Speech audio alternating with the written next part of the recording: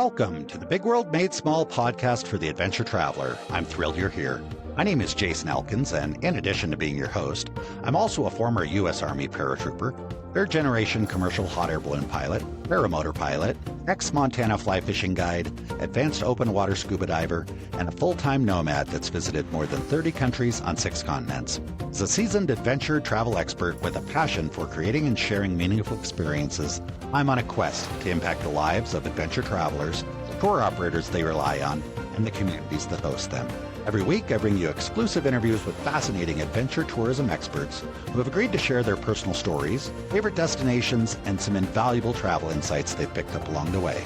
We'll enjoy a casual conversation, create some connections, and likely share some laughs. It's my hope that by the end of each episode, this big world will feel just a bit smaller. Let's get started, shall we? Welcome back, everybody, to another episode of the Big World Made Small podcast for the adventure traveler. So happy to have each and every one of you back here today. And I'm also super excited to have our guest today. Today, we've got Rhiannon Hutton. Rhiannon is the curator of transformative journeys with Rhiannon Hutton, the luxury travel specialist. Did I more or less get that right, Rhiannon? Yeah, that's pretty much right. I felt like I stumbled through it a little bit. And we're just going to casually just call you Rhi, so just so our listeners are not lost on that. So Yeah. Rhi, happy to have you here on the show. It's a real pleasure. Thanks for inviting me on. And let's share with our listeners, where are you physically located? They might have been able to guess by the accent, but maybe not. Yeah, so I'm located in Albury, Australia. So in between Melbourne and Sydney.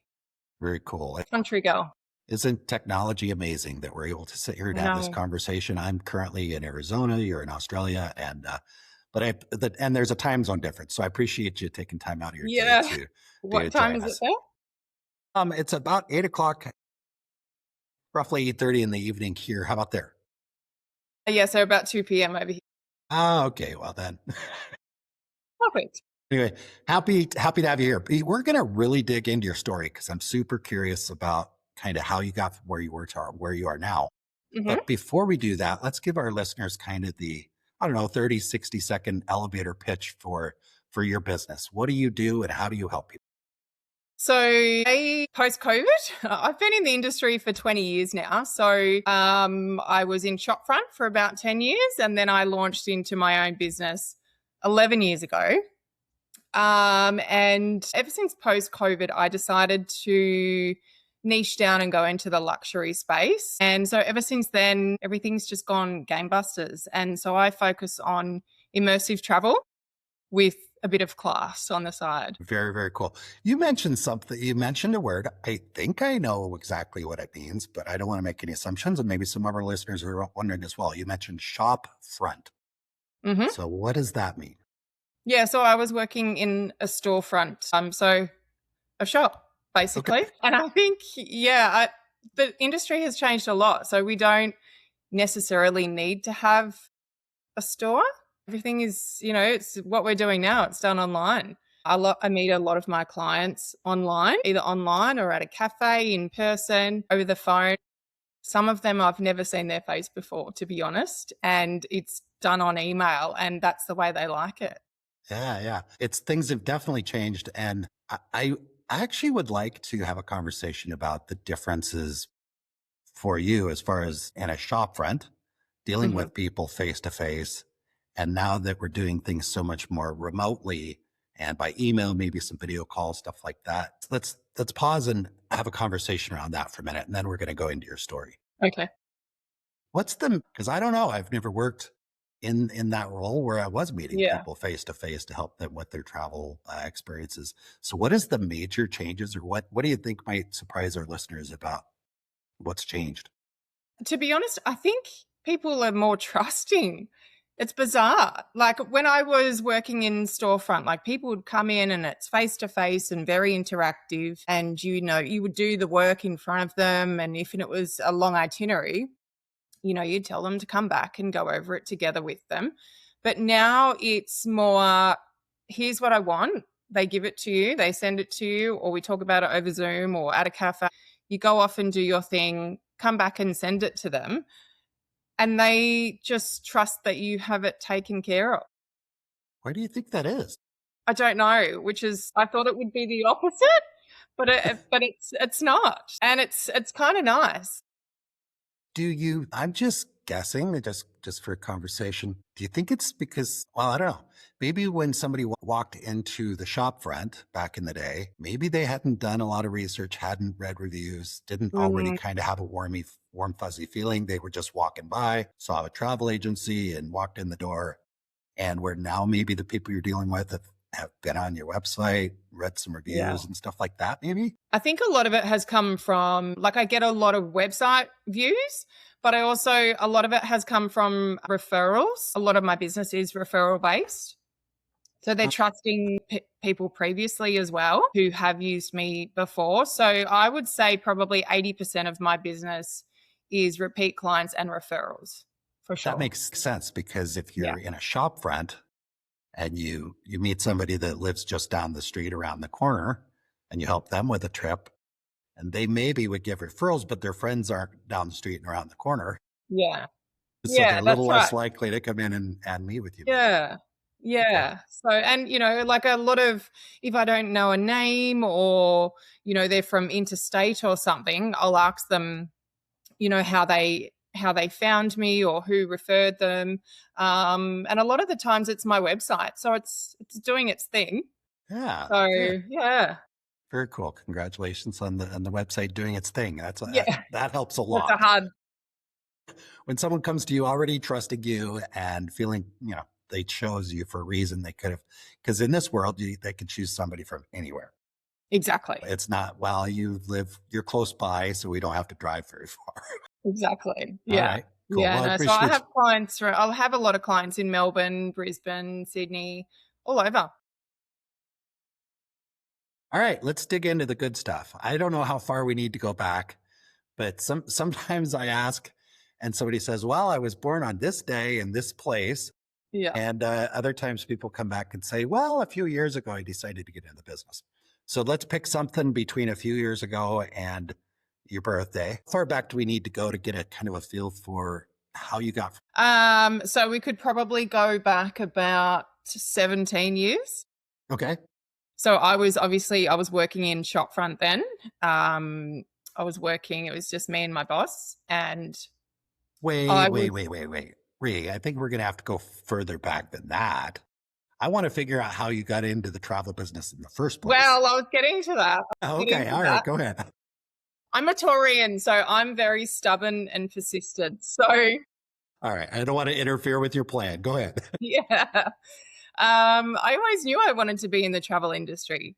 It was just a pull that I had. And my auntie at the time was working for Ansett. So she was a flight attendant. She was a nanny. She'd worked overseas and then she became a flight attendant. And I thought that would be a really cool job. And this was when I was in like year 10 or something. So I remember going, oh, this would be really, really cool. And so in year 10, you do like a work experience. And so you get to go away for 2 weeks and you decide what you want to do. And they take you on and you can experience um, different niches. And so my choice was flight attendant and working in a hospital. So very different, very, Yes. very different. It was a children's hospital. Okay. So I did my work experience for a week with Ansett in Melbourne. And I knew that that's kind of the area that I needed to go and I wanted to go and it was just pulling me. But I also knew that I didn't want to live in a city. I'm a country girl. Being a flight attendant was not, after doing it for a week, I was just like, this is not what I want to do. I don't want to be stuck on a plane, serving people, happy, sad, it's not great for your body either. I decided that that wasn't going to be for me, but I knew the travel industry somewhere along the line was. And Do you mind if I ask you this? Because I'm trying to imagine a week of being a flight attendant. Like, yeah, did they actually, like, they put you on the plane and you went no, places, no. or what was that week like? Because it kind of sounds No, serious. so it was a lot of behind the scenes. So I would go onto the plane before it would obviously take off. So it was setting up the plane and doing all of the stuff that you don't see behind the scenes, obviously, when people get on the plane and it's all ready to go. So it was a lot of behind the scenes stuff. It was a lot of back office stuff. So you would go into the Ansett office and meet all the crew and do all the crappy jobs, I guess, that, people don't want to do. So it was meeting all of the crew, the pilots, that sort of stuff, which was really, really cool. Yeah, I knew then that was not for me. And after obviously being in the industry, looking back at it, I was like, God, I didn't go down that line. Had you been on many planes before that? Had you done any travel? Yeah. You had. Yeah. Okay. So you saw the front end and the back end, it sounds like, by the time you made the decision that, maybe this is not for me. Yeah, right. Exactly. So then did you go do a week at the hospital then? So I did a week at the hospital before I went to Melbourne. And I knew that was not for me either. It was a children's hospital and it was just too sad for me. So I just knew that was a no. Yeah. It's a heavy thing. And that doesn't mean that you're not a good person. I got to be careful what I say, because who knows who's listening. Yeah. But it can be really, really heavy. And if you're super empathic and compassionate, that could be really, really tough. So I get exactly. that. All right. So you decided travel, yes, but maybe not the flight attendant. So and so after that, obviously after year 12, I went through to year 12. And then I was kind of in limbo. We were living in a small town of about 5,000 people, I think it was. And there was a travel agency in that town. It was the only one. And there was jobs that kept kind of popping up every now and then. And I had no experience, obviously, in the industry. I hadn't done my diploma. I hadn't done anything. But my persistence was every time a job came up, I would put my resume in. And she's like, oh, no, like you've got no experience and blah, blah, blah. And, you need to do your training. And I'm like, okay. And so then the next time I put it in 4 times over about nearly 18 months. And she rang me and she was just like, my God, what is wrong with you? And she's like, can you stop putting your resume in? And I'm like, well, give me a job. And so she did. She's like, all right. And so sounds like a good trade. Yeah. So I'll leave you alone if you give me a job. Yeah, exactly. So then I got thrown into the deep end. I was learning on the job. And if you know the industry, like Galileo, the booking system is quite hard if you've had no idea what it is before. So learning that on the job and obviously doing my diploma at the same time, which took about 3 years to get through, obviously doing it part-time. Was the diploma specific to working in the travel industry, or was it just a requirement? Yeah, specific for the travel. Yeah. So then I completed that, and I worked for her for 9 years, I think, roughly about 9 years. And I was thrown into the deep end a lot with a lot of different requests. And, when she was away, I was manning the office by myself. And looking back, obviously it was incredible. It was an incredible experience. And I honestly think it's the best way to learn is to be chucked in the deep end and figure it out. I was going to ask you that if you could go back in time, would you have done it differently? I suspect things have changed. Well, I don't know. I shouldn't assume anything. Have things changed as far as the training that's required to work as I don't know if the training has changed, but a lot of things have changed airline-wise for sure, and with ticketing and all of that sort of stuff. There's definitely more assistance and it's not as manual as it used to be, but it's still, it's not an easy job. Do you actually just go on to the airline's websites now, presumably, or is there still a system that's all? Yeah. What's it like? Yeah, no, so we don't use web-based system. So there's Galileo, Sabre, Amadeus. So there's heaps of different systems. And obviously what you're trained on is what you use. So a lot of people will be using Galileo, some are using Amadeus. It just depends on, what you're trained on and what you can handle. And I've used Gal since I started and I haven't changed over. So do you think that'll change with? I hope it does. Because to me, someone that doesn't know anything about this, just seems like, well, why wouldn't they just have a website? I mean, I can go on and in my head, this is a story I have in my head. You help me figure it out. In my head, I can go onto a website and find all the flights and all this stuff. So why would a travel agent have to use a much more complicated system? Yeah, I don't know, because I had this conversation with actually a United Airlines team the other day about a question on a ticket for entry. And they said the same thing. We're using web-based. Why are you using? And we're like, well, this is what Australians use. We thought everyone was using the same kind of system. So I feel like it will phase out at some point, hopefully sooner rather than later. Well, maybe somebody's listening to this right now that Exactly has some influence on exactly how this is done in Australia or around the world or yeah. whatever. So, all right. So let's go back. So you trial by fire. You started out working in the trenches as you were going to school. Did you have many opportunities? I mean, because I think a lot of people think, oh, if I work in this business, there'll be perks. I'll get to go to all these places and do fam trips and all that stuff. Was that the case for you? Yes, it was. So I did get to travel quite a bit over my 9 years there. Obviously, China being one of my first trips, and it was surely one to remember or not remember. Tell us more. Help me understand that. So and I guess this is how everything rolls around, really. So I think I was about, do you know what? It's funny because how your mind completely blanks out things over time, and sometimes for good reason. But I think it was about 22, 23. And my boss had said to me, do you want to go to China on a fam trip? And I said, yeah.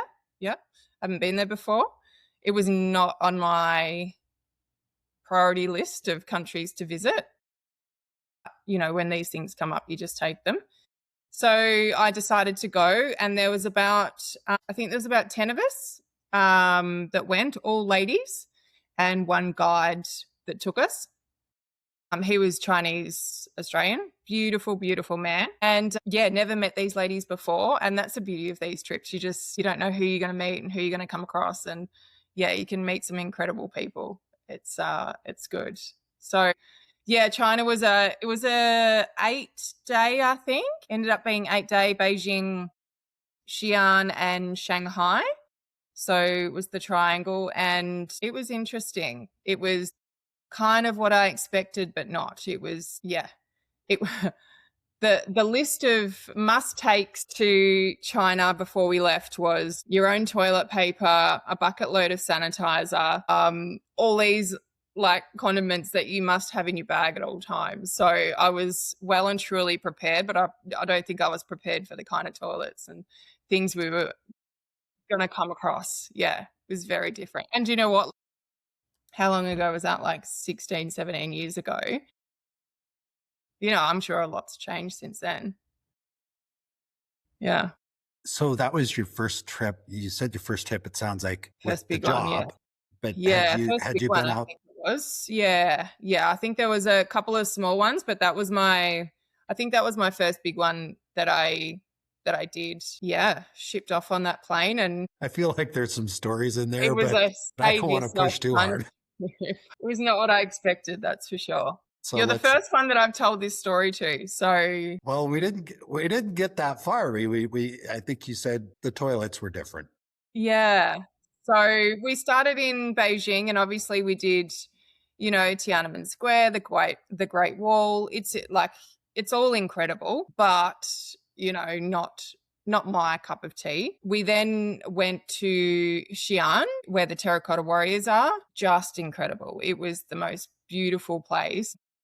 The terracotta warriors, if you haven't seen them, it's really eye-opening. It's hard to believe what they are and what's there. But that's where my trip went downhill from there.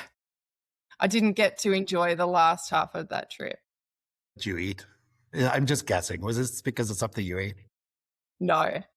I only ate rice when I was over there. We were fed eel and all of that sort of stuff. And I was a rice. You stuck to the rice. Time. Yeah. All right. Do you want so in Xi'an, we were meant to leave Xi'an we stayed, I think, 2 nights in Xi'an, and we were then going to grab a flight to Shanghai. We had a morning flight booked to go to Shanghai, and our beautiful guide, he said to us, he was like, you know what, we're early. We're too early for the airport. Like, let's go and see another temple. So we were like, oh my God. All right.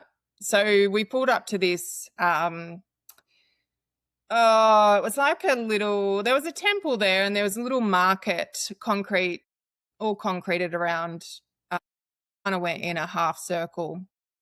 And he said, oh, go and have a look at some shops, and we'll have a look at the temple, and then, we'll waste a bit of time, and then we'll head to the airport. So we all jumped off, and we were in like a mini bus. And for some reason, we were all sitting at the back of the bus. Our guy was at the front. We were all just at the back, which was unusual. And so we all got off, and we were walking around. And I said to one of the girls, I said, something feels off here. And she's like, what are you talking about? And I said, I can feel somebody. Like, it doesn't feel right. And she was just like, oh, you're crazy. Like, and I'm looking over my shoulder. I was walking past these little shops, and I'm looking over my shoulder constantly, and I just could feel something was not right. And no one was behind me. No one was like looking at me. Anyway, so I kind of fobbed it off, and I was just walking back towards the bus. We'd wasted a little bit of time, and we were walking back towards the bus, and there were some girls, like the girls were in front of me, and they stopped like abruptly, and I said, oh, what's going on? And there was this guy, he had no legs, and so it was all concrete, and he was pulling himself like along the ground. And I'm like, oh my gosh, like the poor thing, that's weird. What's going on here? Didn't think anything of it. Watched him go, and then we proceeded to get on the bus. And so this is where trauma kicks in, because it will black out some parts that you want to remember or don't need to remember. So this is what I've learnt along the years anyway. So we got back on the bus, and from memory, there was a guy on the bus, and he was Chinese. He was very tall, and he had this beautiful suit on. He just looked like a real professional man. And our guide was on the bus, and we pile on, and as women do, we're chatting and talking about shopping and heading to Shanghai, and everyone knows Shanghai is like amazing for shopping. And anyway, we saw this guy, and we're like, oh, who's that? And our guide was like, oh, he's just leaving. And I'm like, oh, okay. Didn't think anything of it. We all got on the bus, got on the back, up the back of the bus. And we said, what's going on here? And he's like, oh, he wants to go to the airport. And so Aussies being Aussies, we were like, oh, let him on, let's go. And like, we were now mucking around, and we knew that we had to get to the airport because we were now pushing for time. And so he was like, I'm trying to get him off the bus. And we were like, oh, okay, just get him off. Just tell him he's got to go. Like, we couldn't really comprehend what was going on. And so he was like, I'm trying to get him off. And then things escalated really, really quickly. And Eric was talking Chinese with this guy, and I started to feel really uneasy. I knew something was really wrong. And I just remember sitting there going, all right, something's off here. He's not getting off, and we're not moving. So something's going on. And so the guy in the suit had his back to us, standing in the middle of the bus. And our guide was like, they were bickering. And I don't know if you've heard Chinese yell before, but it's actually really, really scary. It's so scary, and they're so loud, and so what seems to be aggressive. And they kept going and going and going, and we were like, what is going on? And he just said he's not getting off. And so this guy turns around in the suit, and he opens his jacket, and he's covered in a bomb. Holy cow. Yeah. So he has wires from head to toe. Yeah. Yeah. And so what we didn't realize was in one hand, he was holding a trigger. So he had his hand, like covered, and we could only see it when he turned around. And so obviously shock went through the bus. And I remember I was sitting next to one of the girls and she was younger than me and she lost it, like completely lost it, screamed, cried, got her phone. And I just said, well, like, don't get your phone away like this. I feel like this is going to really aggravate him. Like, we don't know what's going on here. And like, she was just beside herself. And we didn't know what was going on. We knew we were in a lot of trouble.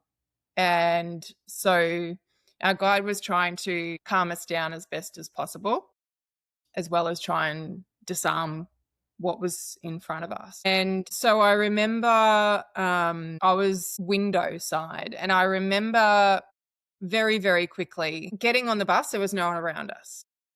But very, very quickly, looking out the window, there was hundreds and hundreds of people surrounding us, like just standing there. There was someone right there at my window just looking up at me.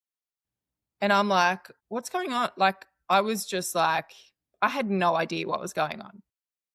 But I knew we were in trouble. And so we heard our guide going back and forth with this guy, and it was just not calming down. And so we were just sitting there like in tears. I was trying to like stay as calm as possible. I don't think I touched my phone. I just sat still and just looked out the window. But then I was like, it was literally like my life had flashed before my eyes. And so I was thinking of everything possible in like a matter of seconds. And I remember looking out the window. And so I think that was the very first time that I actually prayed. And I just remember looking out the window and thinking to myself, wow, like this is how we go. And so terrifying. I was like, it was horrifying. Yeah. So, your mind is incredible and it plays tricks on you. And I was thinking to myself, well, I'm going to be blown up into a million pieces. And I was literally picturing myself, the bus being blown up, everyone being blown up. But that was it. And then that was the end of my life. And I was just like, wow. And so I came back into, my mind come back into the bus and myself, and we were just sitting there waiting for instructions on what was going on because they were going back and forth bickering. And then we worked out that our guide was trying to convince him to let people off one at a time. And so the bomber didn't speak English from what I know. But our guide was like, from what we could gather was like, okay, let her off. She's old, she'll have a heart attack, or, making up all of these stories. And, one by one, the ladies were getting off. And I was like, oh my God, like everyone's getting off the bus. And so we weren't really communicating with our guide either because he was concentrating on doing what he was doing. He had his hands full. Yeah. Wow. And so there was one point, a couple of girls had got off, and I just remember looking out the window going, where are they going? Where have they gone? Like, you couldn't see them. The door opened and they were gone into the hundreds of people. No one could speak Chinese. So it was then I was like, oh my God, I hope they can get to the airport, or I hope they can get to safety, and I hope someone can speak English. And so in the meantime, the bomber started to get really angry and agitated. And I don't know really what set him off. I think our guide had asked quite a few times for the next person to be off. And, he was just standing in very close to us in the middle of the bus. And he leant down into his shoe with his other hand. And then he pulled out and he had a lighter and he was just like going like this.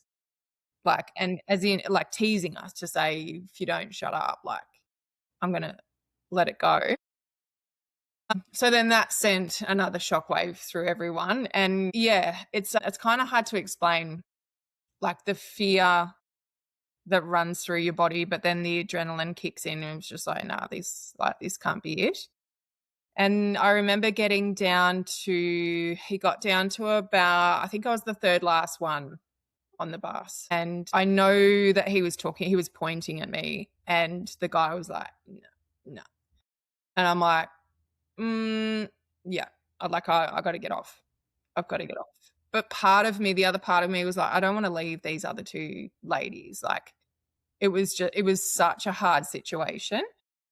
And so I remember him kind of like turning to the side in the middle of the bus. And I just got my bag. I knew it had my passport in there and my phone, and I just snatched my bag. I got up and like pushed past him, and he grabbed my arm, and I was just like, nah, I'm out. Like, I'm going. And so he grabbed me, and just like, I don't know what took over. There was some strength there somewhere, and I just got off, and I got off the bus. And then I just remember getting off, and I just stood there looking back at the bus going, oh my God, like, what's going to happen now? And then so I got off, and I just stood in this pile of people. But thankfully, the person that got off before me was also standing there hoping that someone else would get off. And so we decided that we were no help to anyone being there. So I don't even know how we got a taxi. Someone got a taxi for us, and we got a taxi to the airport. We were like, well, we can't do anything here. We can't be near the bus in case it goes. So, we were kind of in a stuck situation. So we got in a taxi and drove to the airport. And I just remember I finally got my phone out and I text home and I just said, look, I've been hijacked by a bomber. I'm okay, but don't call me. And so you can imagine being on the other end of that going, are you joking? That must have been I'm okay. Something bad happened. I'm okay. Yeah. But just don't call me. Don't call me. Yeah. Yeah. Yeah. All right. So, because I thought, well, if they find out about this somehow and I haven't told them, I'm going to be in trouble.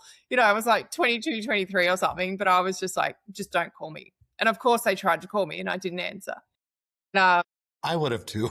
Yeah. If it was my daughter.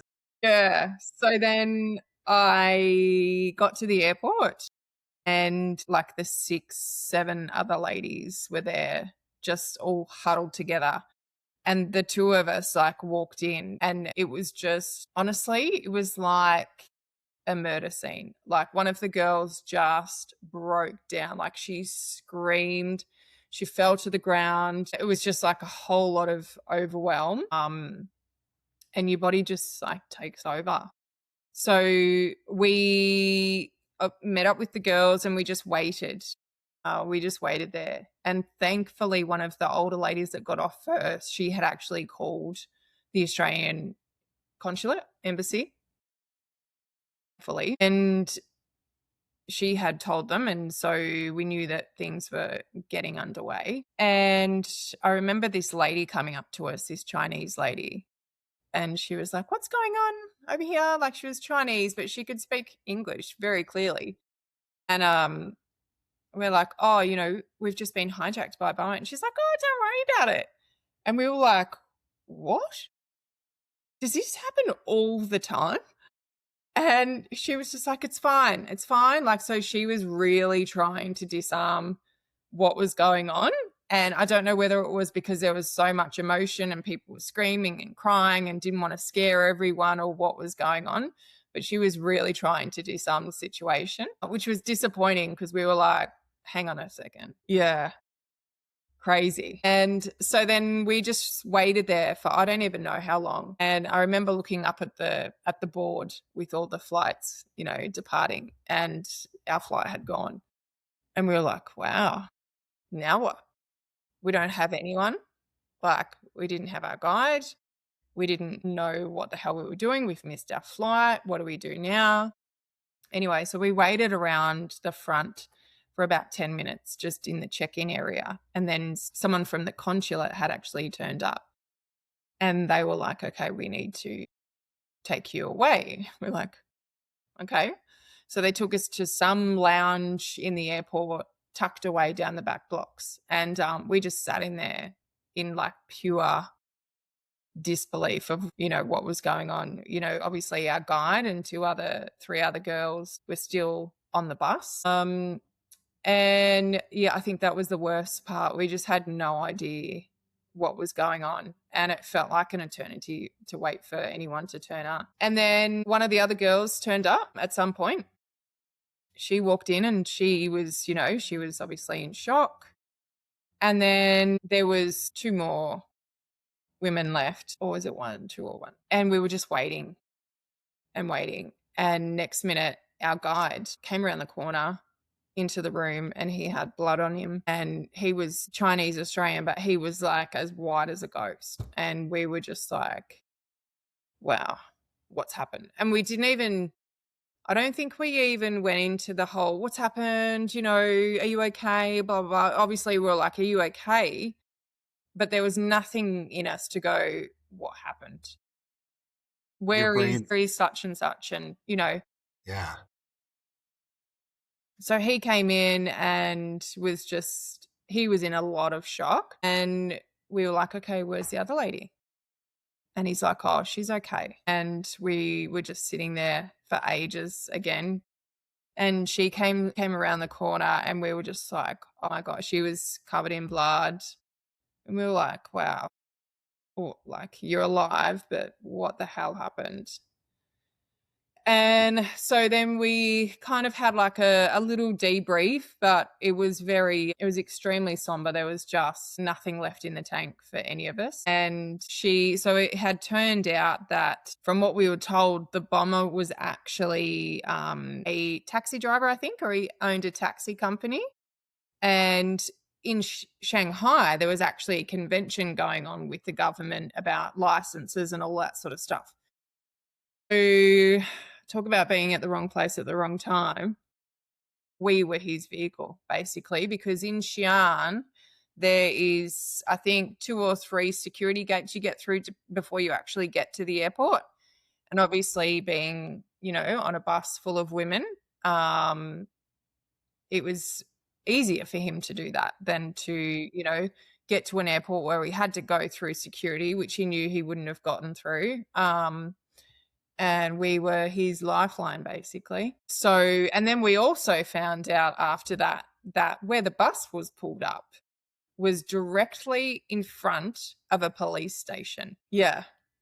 We had no idea at the time. No idea. No one looked. We didn't, it was just not a thing. So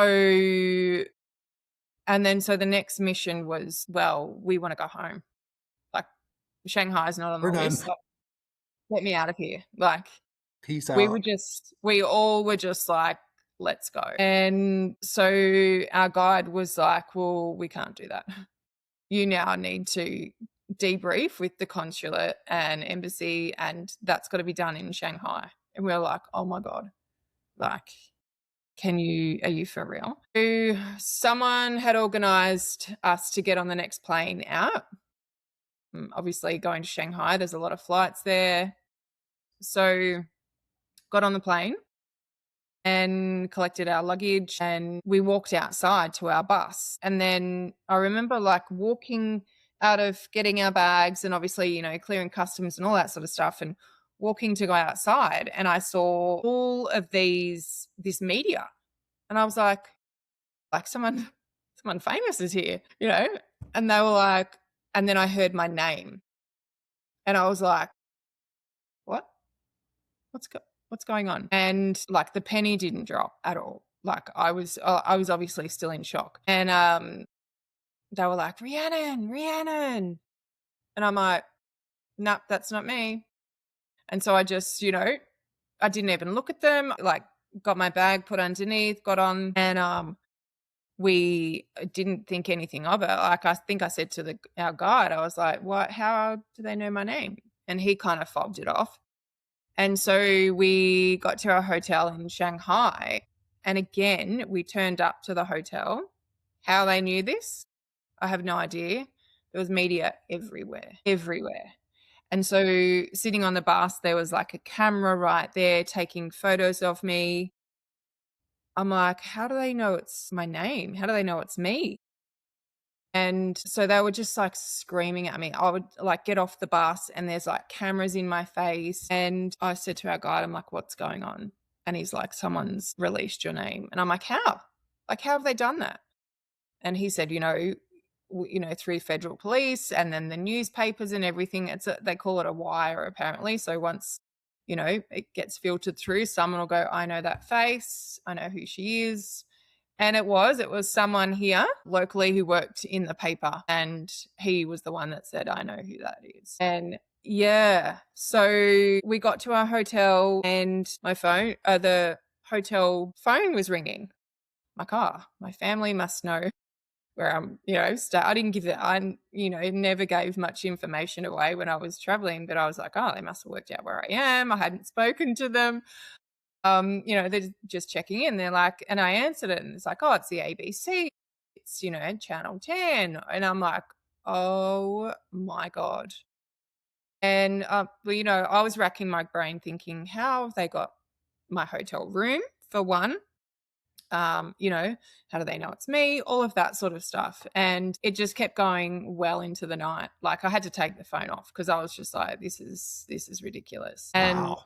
Yeah. That's pretty intense. I was not expecting this story. Yeah. For anybody that's wondering, we don't have these conversations before we get on the call. And, Thank you. I obviously want to That's reiterate that, I want to ensure that, this isn't like a scary travel story. This is a resilient story of, just don't let this kind of stuff. You didn't get out of the business. You didn't okay, no more travel. I'm done. Yeah, well, I could have done that. And that's the thing. So so that happened and I'd spoken to my family and they were like, there's people that know. And I'm like, why are you telling people? And they're like, we're not saying a word, but media knows about it. I'm like, okay. Anyway, so we did the whole debrief and all of that sort of stuff while we're in Shanghai. And, our guide was like, let's go shopping and take everyone's mind off it. And we went into this market, this amazing market, multi-level market. It was incredible, but no one wanted to be there. No one wanted to shop. It was just, and being surrounded by people like, Chinese are very in your face and all over you. And I was just like, get me out of here. And so I think we only stayed one night. I can't remember. And then we got on the next flight out. And I remember going to the airport in Shanghai and it was just like, we were sculling vodkas. We were in the lounge and we were like sculling vodkas and there was like sleeping tablets going around. And I was like, yep, I'll have one of them. And it was just like, we just needed to wipe ourselves out and just get home because getting back on a long flight home, it was scary. I can imagine. You even mentioned you mentioned leaving the airport Shanghai and going out, you've seen all the press, but then you got on a bus. I'm just like, if it were me, I'm not sure I want to get on another bus. Yeah. No. For a while. How did all this impact your next trip or your adventures since then? Yeah. Does it still come up? Yeah. Yes, it does. And, when I got home, again, was followed by media. We were not allowed to go out the front of the airport in Melbourne. I was chased halfway home by media. There was people on my doorstep at home. It was horrendous. But I remember, I was obviously working for my boss then at the time, and I'd had maybe 4 days off. And she had, called me and checked in and made sure I was okay. And she's like, well, okay, when are you coming back? And I'm like, what? What are you talking about? Like, I need some time. Yeah, I was like, I need some time. Like, why are you rushing me?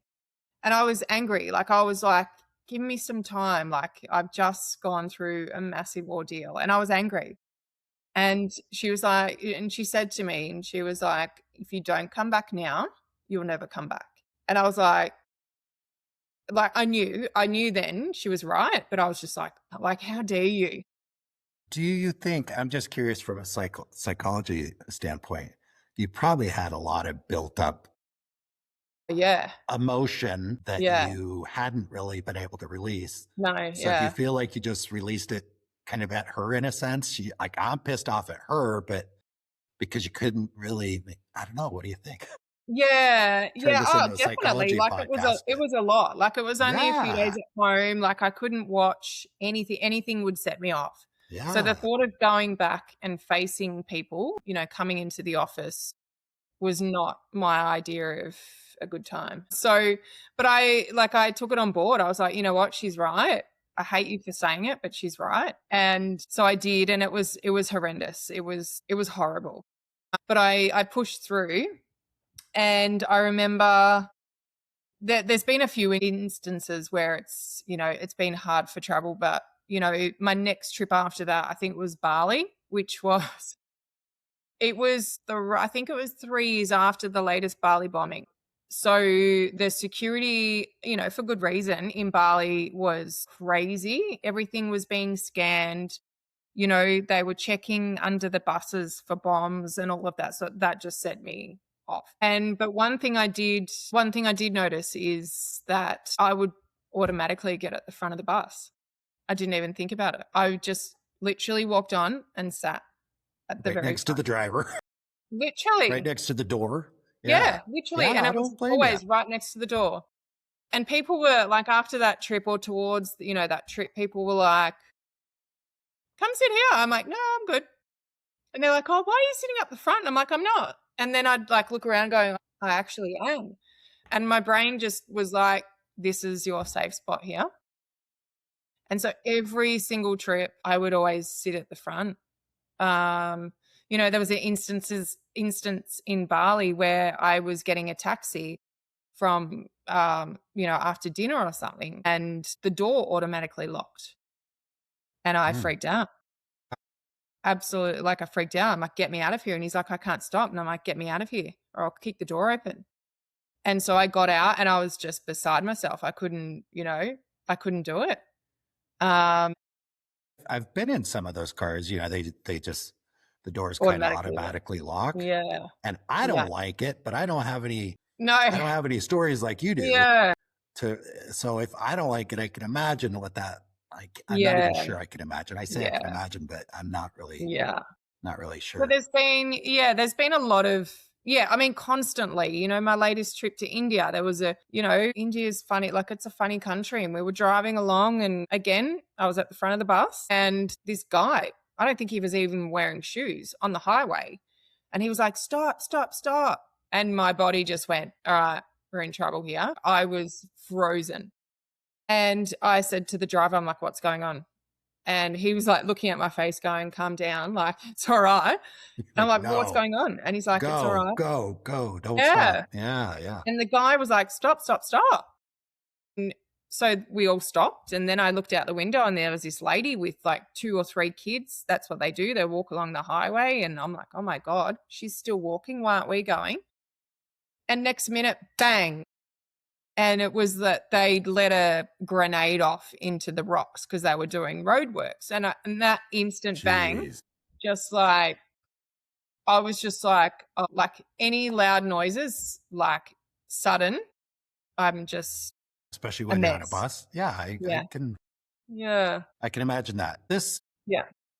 I don't know if you expected to share this story, but let's talk a little bit because I also know that you're working on a project that's going to be coming out soon.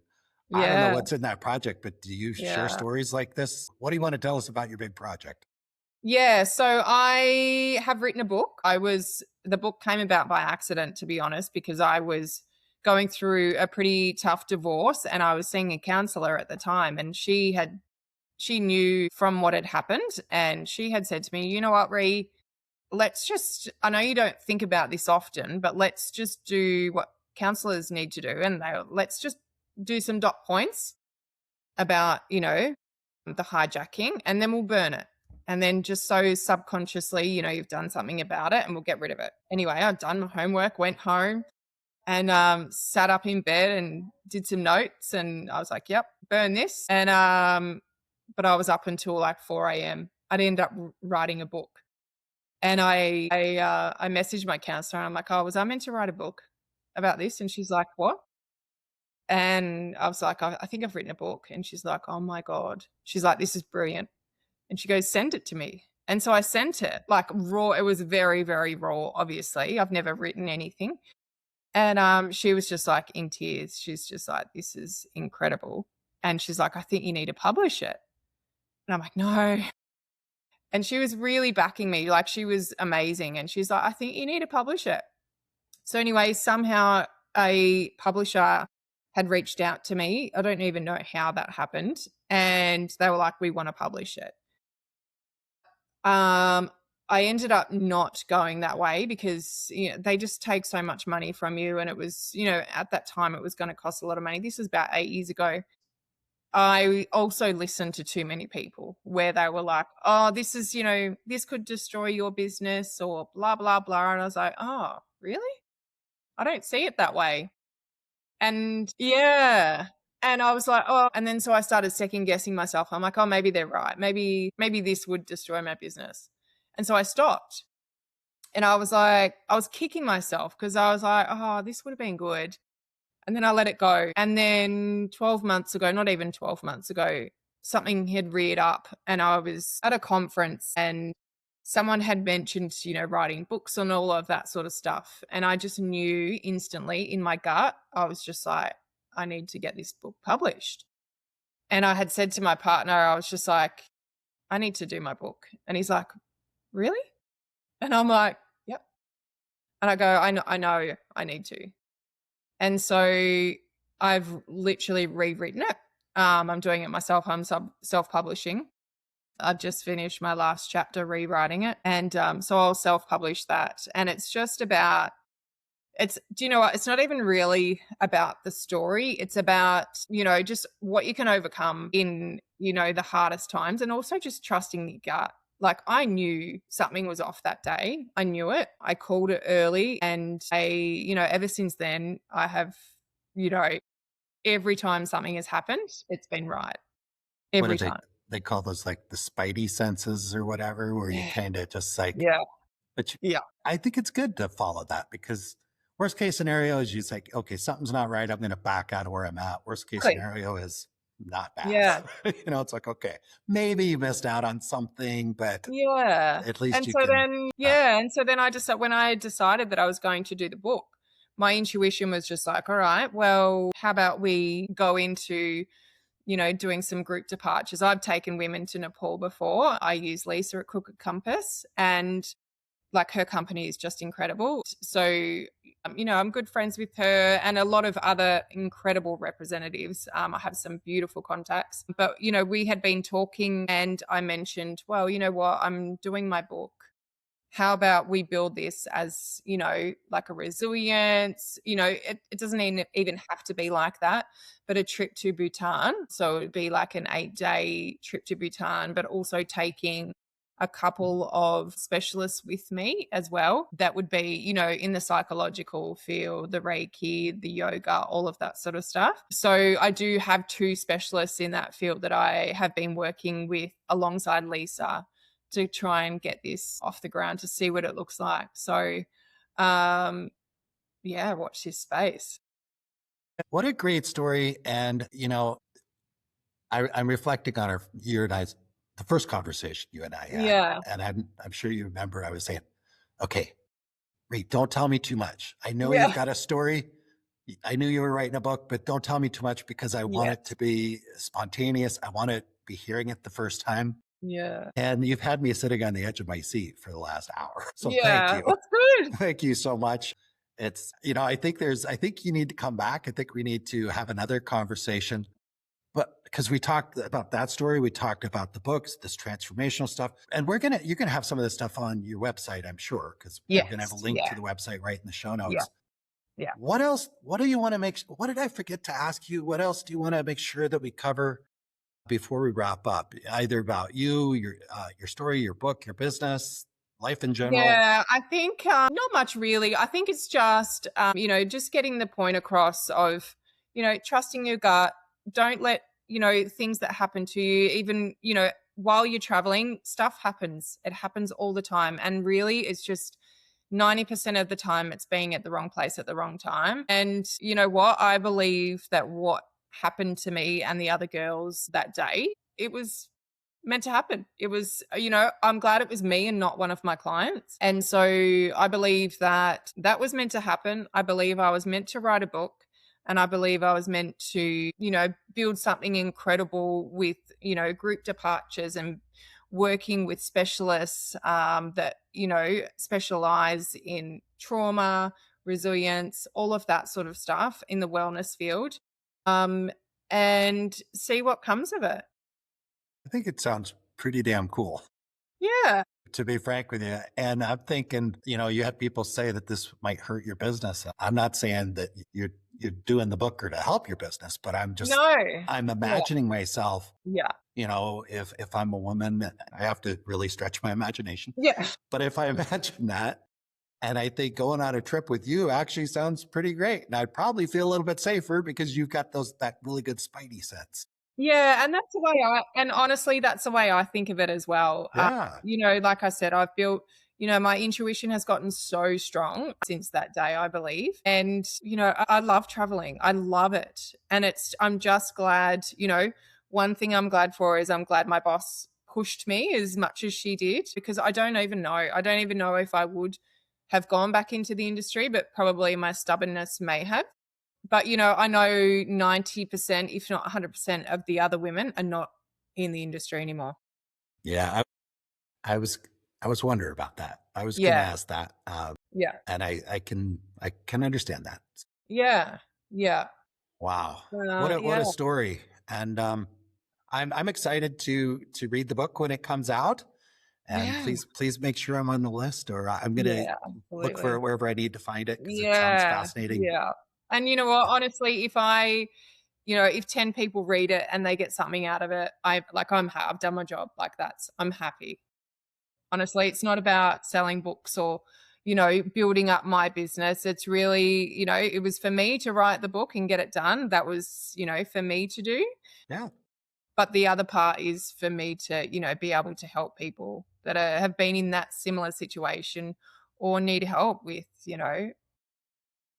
the trauma or resilience or what to do next. And, travel opens up so many opportunities and just opens your eyes to more.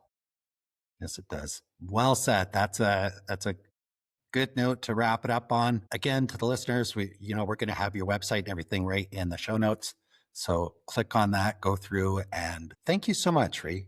This was a really fascinating conversation. And I'm also excited for our listeners to hear it as well, for the same reason. I hope they liked it. Yeah, because it's a great story of resilience. And thank you so much for sharing it. Thank you. You're welcome. To chatting with you again soon. Yeah, thanks, beautiful. Thank you. All right. Bye-bye. Bye. I trust you enjoyed listening to the conversation as much as I enjoyed recording it.